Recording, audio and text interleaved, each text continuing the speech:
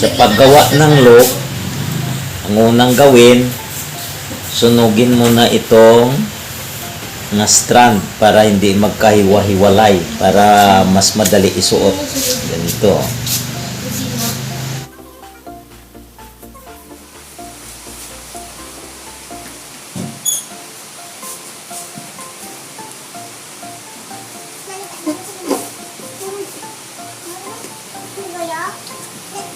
Pagkatapos, tantyahin lang kung gaano kahaba yung gagawin mong pansuot.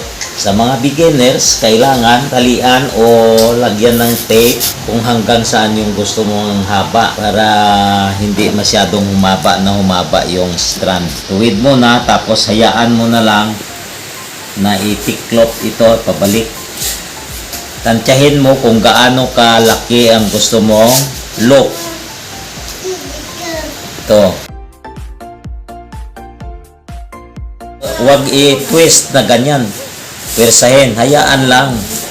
Hayaan lang na ganyan.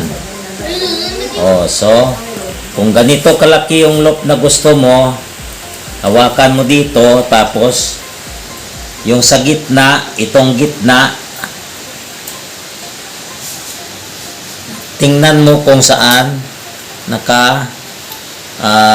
abang to. So pag ganito yung laki, so dito nakaabang na yung susuotan mo. Ito ganyan. Tapos itong nasa gitna, mula sa iyo palabas ang suot, ganito, ganyan. So, pag nasuot ng ganyan, i-overlap mo itong isa dito sa strand na to, tapos dito na naman. Ganyan, So, dito na naman isusuot yan. Gagawa tayo ng butas. Ayun. Mula sa loob, papalabas ang suot. Ganyan. So, pagkatapos niyan, babalik ta rin natin, ganyan. So, ganyan natin kung saan yung nararapat na suotan. So, dito na naman. Ganyan. Basta tandaan, mula sa loob, palabas ang suot. So, ganyan na yan. Okay? Ganyan na. Para ma-check mo kung tama yung nagawa mo, tingnan mo dito sa strand. Dapat naka-interval yan. Interval. Hindi na sa isang butas lang doon sila. Naka-interval yan.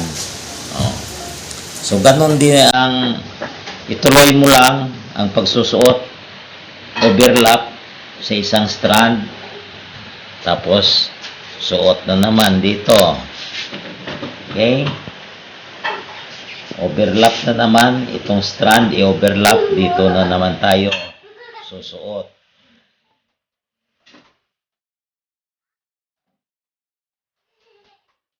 So, ganyan din ang sa isa. Dapat tandaan na nakahiwa-hiwala ito sa lahat ng pagsusuot mo. So, tuwing matapos mo suot, hila mo. Hila para maganda ang pagkakasalansan.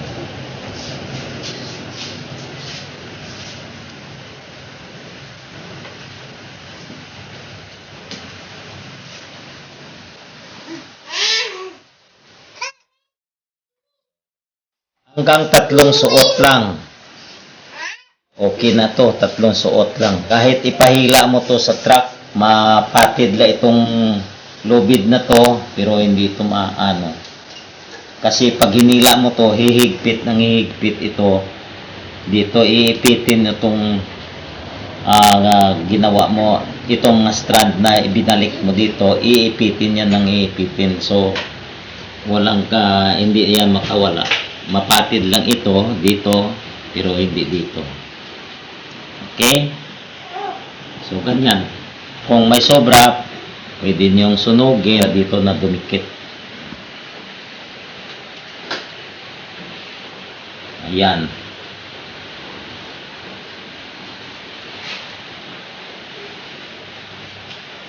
O, kunin na lang natin ito. Sa mga beginners lang to eh. So, susunugin na natin itong dulo na to. Sobra na to eh. Huwag masyadong ilapit sa main na lubid. Baka masunog ito.